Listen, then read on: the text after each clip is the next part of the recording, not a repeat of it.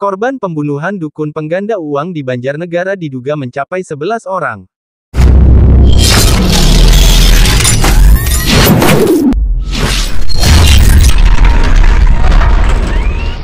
Jumlah korban pembunuhan oleh Slamet Tohari, 45 tahun, dukun pengganda uang di Kabupaten Banjarnegara, Jawa Tengah, bertambah. Pada Senin tanggal 3 April tahun 2023 polisi menemukan 10 jenazah yang diduga dibunuh oleh Slamet. Jika ditambah satu korban yang ditemukan lebih dulu, diduga ada 11 orang yang menjadi korban pembunuhan oleh Slamet. Sebanyak 10 jenazah itu ditemukan saat aparat kepolisian dibantu sukarelawan melakukan penggalian di lahan perkebunan di Desa Balun, Kecamatan Wanayasa, Kabupaten Banjarnegara. Lokasi penggalian itu berada di lereng bukit yang ditanami singkong dan pohon puspa. Untuk mencapai lokasi itu, tim harus melewati perkebunan kubis yang berjarak sekitar 500 meter dari jalan raya antara Wanayasa, Banjarnegara, dengan Kajen, Pekalongan. Sedikitnya ada 3 titik yang digali oleh petugas setelah ditunjukkan oleh Slamet Tohari. Berdasarkan pantauan Kompas, tim tiba di lokasi sekitar pukul 12.20. Dalam penggalian itu, petugas menemukan tulang belulang dan jenazah yang masih tampak utuh tapi sudah mulai membusuk. Di setiap titik atau lubang, setidaknya terdapat 2 hingga 3 jenazah yang dikubur di kedalaman 80 cm hingga 1 meter. Dalam proses penggalian itu, Slamet berperan menunjukkan lokasi penguburan jenazah. Hingga pukul 14.40, berdasarkan pantauan Kompas di lokasi, jajaran kepolisian setidaknya membawa 10 kantong jenazah dengan 3 ambulans. Kepala Satuan Reserse Kriminal Kepolisian Resor Banjarnegara Ajun Komisaris Bintoro Tio mengatakan, ada penambahan jumlah korban yang diduga dibunuh oleh Slamet.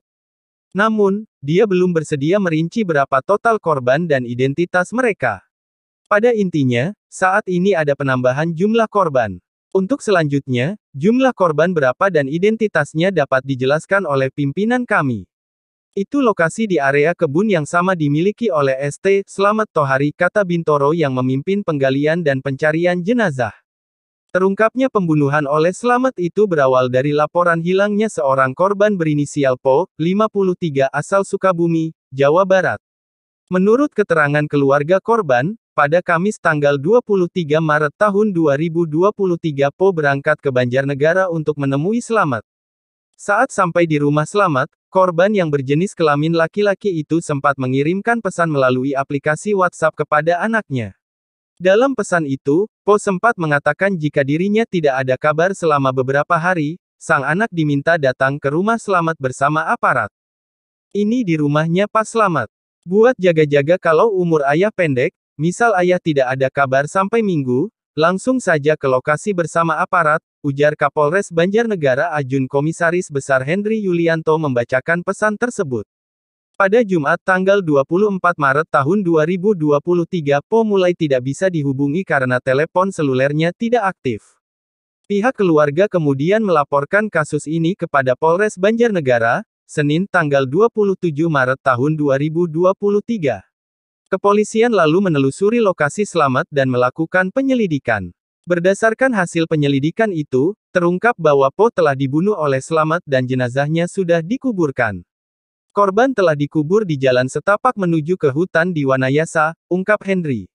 Di dekat lokasi penguburan jenazah Po inilah polisi kemudian menemukan 10 jenazah lainnya. Menurut Hendri, pembunuhan itu berkait dengan aksi penipuan yang dilakukan Slamet. Selama 5 tahun terakhir, Slamet mengaku sebagai dukun yang bisa menggandakan uang. Salah satu korban yang terperdaya adalah Po. Bahkan, Po sudah berkali-kali menyerahkan uang dengan total 70 juta rupiah.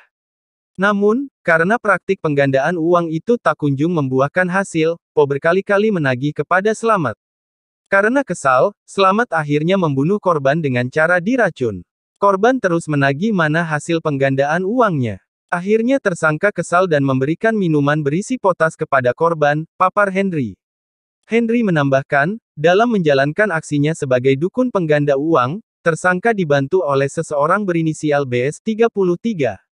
BS bertugas mengunggah informasi bahwa Slamet merupakan dukun pengganda uang ke media sosial.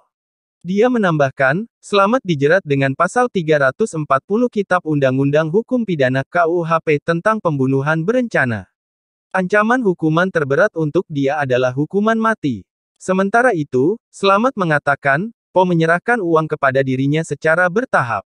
Dari total uang sebanyak 70 juta rupiah itu, Slamet berjanji akan menggandakan uang hingga mencapai 5 miliar rupiah. Uang 70 juta rupiah itu berangsur-angsur. Pertama 20 juta rupiah, lalu 10 juta rupiah, terus sampai 70 juta rupiah. Saya janjikan jadi 5 miliar rupiah, kata Slamet. Slamet menyebut, uang yang didapatnya dari hasil penipuan itu dipakainya untuk membayar utang. Dia juga mengakui, korban yang ditipunya dengan modus penggandaan uang itu bukan hanya Po. Menurut pengakuan Slamet, dia telah menipu 5 korban. Korban terus menagih mana hasil penggandaan uangnya. Akhirnya tersangka kesal dan memberikan minuman berisi potas kepada korban. Dikenal tertutup. Sejumlah warga desa Balun menyebut Slamet Tohari sebagai sosok yang tertutup. Orang luar desa mengenalnya sebagai Kiai Slamet, tapi kalau orang desa sini manggilnya Mbah Tohari. Memang orangnya tertutup, kalau di sini beli bensin itu pasti malam atau di atas pukul 21, kata Mahmudin 43 tetangga Slamet. Mahmudin menambahkan, dirinya sering melihat banyak tamu yang datang ke rumah Slamet. Mereka disebut sebagai pasien Slamet dan berasal dari luar kota. Tamu atau pasiennya banyak dari luar kota, sering mampir di sini beli makan atau minum dan tanya alamatnya, tuturnya. Meski Slamet dikenal sebagai dukun pengganda uang oleh orang luar, warga desa Balun justru meragukan hal itu. Namun, warga setempat mengaku tidak bisa mencampuri urusan Slamet. Kami kaget kalau ternyata sampai ada kasus pembunuhan. Memang orang-orang luar tahunya dia menggandakan uang, tapi kami bisa apa, ungkap Mahmudin. Kepala Desa Balun Mahbudiono menambahkan, Slamet Tohari memang jarang bergaul dengan warga sekitar. Orangnya memang jarang kelihatan dengan masyarakat. Pekerjaannya apapun kami tidak tahu, tapi istrinya menurut informasi pernah berdagang kubis, katanya. Menurut Mahbudiono, sekitar setahun yang lalu, pihaknya pernah mendapat laporan adanya orang hilang asal Palembang, Sumatera Selatan, di desanya. Laporan orang hilang sudah setahun lalu dari Palembang. Sudah ditangani Polsek waktu itu. Dengan kejadian ini, kami kaget luar biasa dan miris, ujarnya. Gustam 38 petani kubis yang lahannya berdekatan dengan lokasi penguburan jenazah, mengaku kaget saat tahu ada sejumlah jenazah yang dikuburkan di lokasi tersebut. Enggak menyangka, kok, di sini ada kuburan. Saya tahu ada gundukan karena saya sering kencing di sana, lokasi penguburan jenazah. Kalau di sini kan terbuka, di sana kan agak gelap. Tidak tahunya ada orangnya di dalam, kata Gustam.